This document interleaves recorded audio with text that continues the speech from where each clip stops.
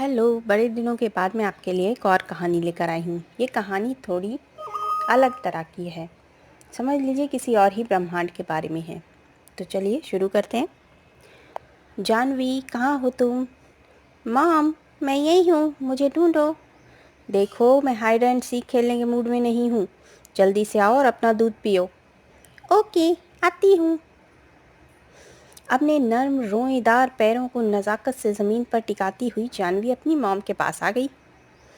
ये लो, दूध पियो।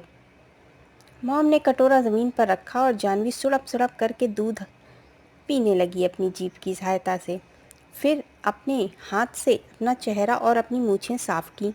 सिर को ज़ोर से झटका दिया जिससे दूध की जो बूंदें थीं वो ज़मीन पर बिखर गईं। ओफ़ो, कितनी बार कहा है ऐसे सिर मत झटका करो, फर्श पर दूध की छींटें गिर जाती हैं। Sorry mom. तो अब मैं चूहे पकड़ने जाऊं? मुझे घर में एक चूहे की गंध आ रही है। हाँ हाँ, जाओ, एक भी चूहा नहीं बचना चाहिए। ओके मम्मा। जानवी को दूध सिर्फ तभी अच्छा लगता है जब वो एक बिल्ली का अवतार लेती है। आपकी जानकारी के लिए बता दें कि ये दयु लोक है। यहाँ पर मनुष्य कोई भी रूप ले सकते हैं। जानवी ने दबे पांव कमरे में कदम रखा तो देखा कि एक चूहा टेबल पर चढ़ा खाने के सामान में मुंह मार रहा था। जानवी के आने की तो उसे भनक तक नहीं थी। छलांग लगाकर अगले ही पल जानवी चूहे के सामने पहुंच गई। चूहा भी कम फुर्तीला नहीं था। वो तेजी से भागा, लेकिन जानवी से तेज नहीं भाग सका। जानवी ने उसको मुंह में दबाकर हवा में उछाला और फिर बाहर थूक दिया। देखा, मैं तुमसे ज़्यादा तेज हूँ। नहीं, सिर्फ आज तुम मुझे पकड़ पाई हो, पर याद रखो मैंने तुम्हें कई बार पकड़ा है। यहाँ पर सभी बच्चे रूप बदलकर खेल खेलते हैं, जैसे चूहे बिल्ली का खेल, जिसमें एक बच्चा चूहा बनता है और दूसरा बिल्ली। बिल्ली चूहे को पकड़ने की कोशिश करती है। आज जानवी का पड़ोसी डब्लू चूहा बनकर उसके घर में चीज़ें चुराने आया था, पर वो जानवी से बच नहीं सका। यहाँ कोई भी किसी घर का अपना मालिक नहीं होता। यहाँ सबका घर, यहाँ सभी लोग मिलजुल कर रहते हैं। अपना पराया जैसी कोई बात नहीं यहाँ पर। चाहे जो भी कहो, पर दूध से ज़्यादा टेस्टी तो चूहे होते हैं, जानवी ने डब्लू से कहा और उसकी तरफ छलांग लगाई। डब्लू भी तुरंत बिल्ली में बदल गया और वहाँ से भाग गया।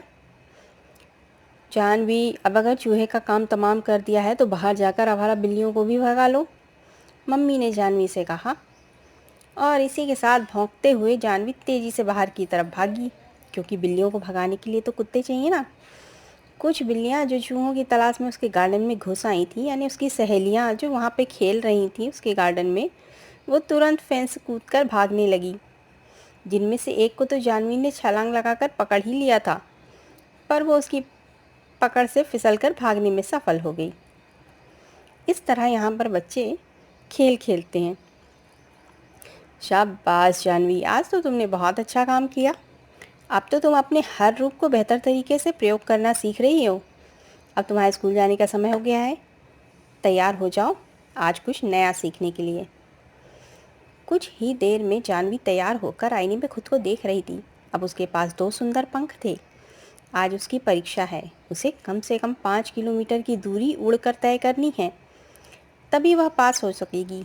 उसे वायु की विपरीत दिशा में और वायु की दिशा में भी उड़ना होगा। ज़मीन पर रेंगने वाले कीड़े को सही सलामत फिनिशिंग पॉइंट तक पहुंचाना होगा।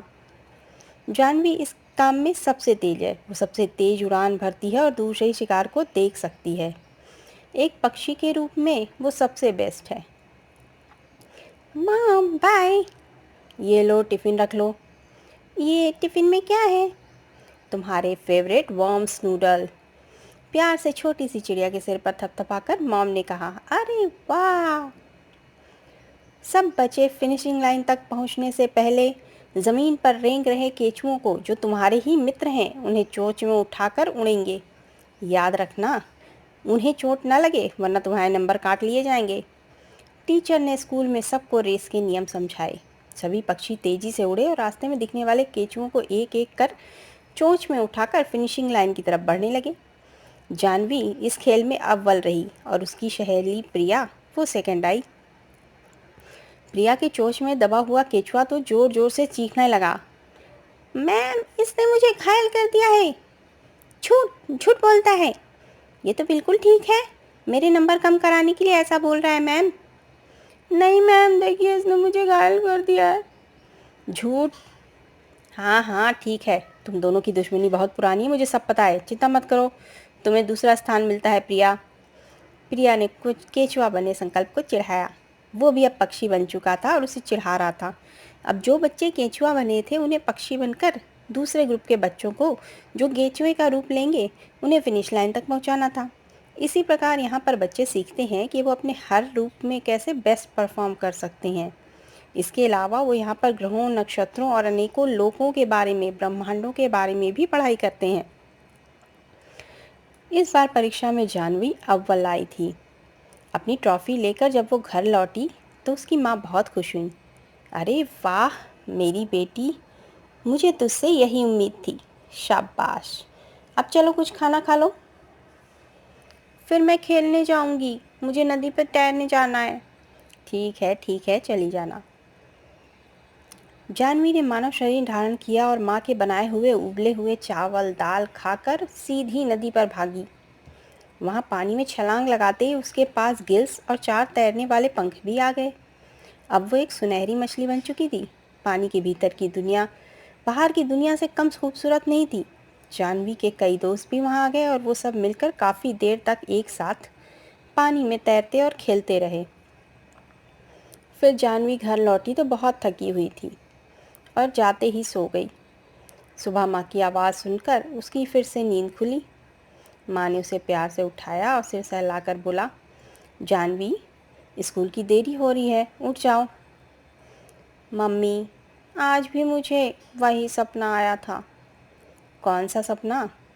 वही जिसमें मैं कभी बिल्ली बन जाती हूँ तो कभी चिड़िया बन जाती हूँ। और मैंने तो उड़ने की परीक्षा भी दी थी, उसमें अव्वल आई थी। अच्छा, तुम्हें ये सपना पसंद है ना? हाँ मम्मी, इस सपने में वाकई मैं कभी चिड़िया की तरह उड़ती हूँ, कभी मछली की तरह पानी में तैरती हूँ। ये तो बिल्कुल सच लगता है। सच लगता तो है पर ये है नहीं। सच तो ये है कि हम जिस आकार में जन्म लेते हैं उसी से बंधे रहते हैं और उसकी सीमाओं में ही सीमित रहते हैं। पुराने ज़माने में कहते हैं कि धरती पर देव और असुर रहा करते थे। वो अपना आकार बदल सकते थे, छोटे बड़े हो सकते थे या कोई भी रूप धारण कर सकते थे, पर हम धरती के मनुष्य ऐसा नहीं कर सकते। अच्छा, तो देवता और असुर कहाँ चले गए? बेटा, वो तो अपने ब्रह्मांड लौट गए हैं। अब तू भी अपने ब्रह्मांड लौट आ। जाकर नहा ले, तेरा तो आज पेपर है ना। अरे बाप रे, आज तो साइंस का पेपर है, भागो जल्दी। जानवी बिस्तर से कूदकर बाथरूम की तरफ भागी। मम्मी उसकी यूनिफॉर्म वगैरह निकालने लगी। जानवी, दूध पी कर जाओ। ओ ठीक है। जानवी सुरभ से उठ करके दूध पीने लगी। अरे ये क्या कर रही हो? बिल्ली की तरह जीभ से दूध क्यों सुलग रही हो? पागल हो गई हो क्या? ठीक से पियो। मम्मी, मैंने सपने में ऐसे ही दूध पिया था, सोचा कोई पी के देखूं ऐसे पीने में कैसा लगता है। सपने से बाहर आ जाओ, वरना तुम्हारी पालतू बिल्ली जीनी तुमसे जलन करने लगेगी। जिनी अपना नाम सुनकर उछलकर टेबल पर चढ़ गई और म्याऊं म्याऊं करके पूछने लगी कि मेरे बारे में क्या बात हो रही है। जीनी, नीचे उतरो, तुम अपने हिस्से का दूध पी चुकी हो, जाओ जाकर अब चूहे पकड़ो। मम्मी ने उसे गोद में लेकर नीचे उतारा। जानवी के पीछे पीछे वो कुछ देर तक दरवाजे के पास आई और फिर वापस चूहों को पकड़ने भाग गई। शाम को जब जानवी लौट कर आई, मम्मी मैं तो थक गई। पेपर कैसा रहा? बहुत अच्छा, मैंने सुंदर सुंदर राइटिंग में सारे प्रश्नों के हल लिखे। गुड, अब तुम कुछ ही दिनों में 5th क्लास की स्टूडेंट हो जाओगी और बड़ी बच्ची बन जाओगी। फिर स्कूल के सब बच्चे मुझे दीदी बुलाएंगे ना? हाँ, और अगले साल तुम कॉलेज में एडमिशन लोगी। वाह, कॉलेज तो बहुत बड़ा है, वहाँ तो मुझे बहुत मज़ा आएगा। अच्छा मम्मी, मैं नदी पे तैरने जाऊँ? जाओ, पर अंधेरा होने से पहले आ जाना, और कोई बड़ा व्यक्ति आसपास हो तभी तैरने जाना, वरना किनारे पर ही रहना। ओके। जानवी को गहराई में गोता लगाने का बहुत शौक है। वहाँ वो रंग बिरंगी मछलियों को तैरते हुए देख सकती है। मछलियाँ भी उतनी ही जिज्ञासा से उसे तैरते हुए देखने के लिए उसके करीब आती हैं। अंधेरा होने से पहले ही जानवी घर वापस आ गई। और बिना कुछ खाए पिए ही सोने चली गई, क्योंकि वो बहुत थकी हुई थी। अगले दिन सुबह जब उठी तो उसने मॉम से कहा, मॉम, आज मैंने फिर वही सपना देखा। कौन सा? वही जिसमें मैं एक ही बॉडी में फंस जाती हूँ और शेप चेंज नहीं कर पाती। ओह, ये सपने बार बार आना कोई अच्छी बात नहीं है। चलो आज हम पितामह से मिलने चलेंगे। आज छुट्टी का दिन है, जल्दी से तैयार होकर पितामह और माता रानी से मिलने के लिए चलो। ओके मम्मा। मम्मा, क्या ये सपना बहुत बुरी बात है? बेटा, हो सकता है ये कोई सपना ना हो।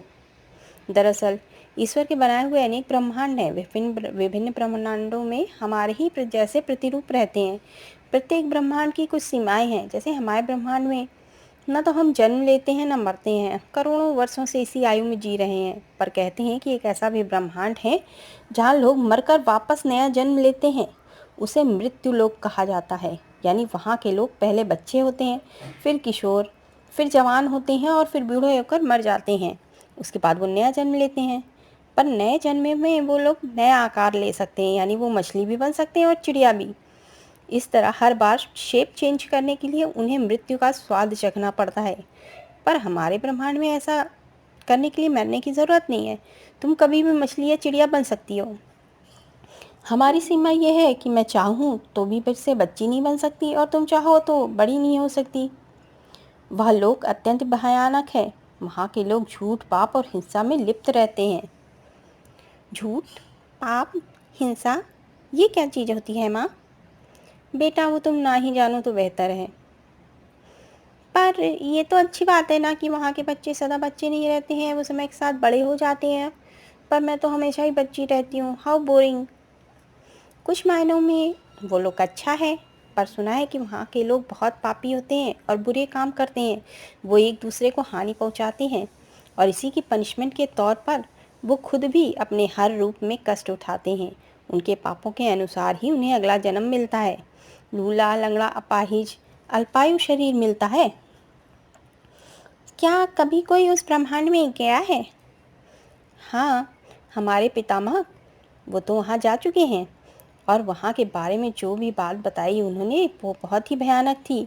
वहाँ के मनुष्यों ने अपने ग्रह की ऐसी की तैसी कर रखी है। सुनते हैं कि अब वो अपने ब्रह्मांड के अन्य ग्रहों को भी बर्बाद करने पर तुले हुए हैं। मैंने पितामह को तुम्हारे सपने के बारे में बताया था और उनका मानना है कि किसी तरह तुम्हारा दिमागी कनेक्शन उस ब्रह्मांड की जानवी से जुड़ गया है। अपने अचेतन मन में तुम वहाँ जाती हो, इसीलिए तुम्हें पितामह और माता परम शक्ति के पास चलना होगा। वो लोग तुम्हारी मदद करेंगे जिससे कि तुम्हारा वो कनेक्शन टूट जाए। अच्छा, ठीक है। तो क्या वहाँ वाली जानवी भी मेरे सपने देखती होगी? इसी बात का तो डर है। ये सिलसिला ख़त्म होना चाहिए, वरना तुम दोनों का दिमाग फिक्शन और रियलिटी का डिफरेंस ही नहीं समझ सकेगा और इससे तुम्हारा और उसका मानसिक संतुलन भी बिगड़ सकता है। जो चीज़ तुम्हारे लिए रियलिटी है वो उसके लिए एक सपना है, एक फिक्शन है, और जो उसके लिए रियलिटी है वो तुम्हारे लिए एक फिक्शन है, एक सपना है। और इसी कन्फ्यूज़न में तुम्हारा दिमाग फिक्शन और रियलिटी का अंतर भूल जाएगा। उसे समझ में नहीं आएगा कि अभी मैं सपने में हूँ या मैं रियलिटी में हूँ। इसीलिए ये बहुत ज़रूरी है कि जल्द से जल्द हम इस कनेक्शन को तोड़ दें, ताकि तुम दोनों अपनी अपनी रियलिटी में पूरी तरह जी सको।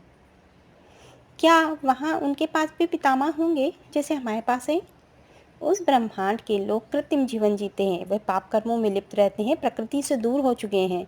उनके पास पितामह और माता परम शक्ति तो होंगे, पर अपनी मूर्खता के कारण वो लोग अपने पितामह के संपर्क में नहीं हैं। इसीलिए शायद वहाँ उस ब्रह्मांड के लोग यह कनेक्शन नहीं तोड़ सकते। यह काम हमें ही करना पड़ेगा।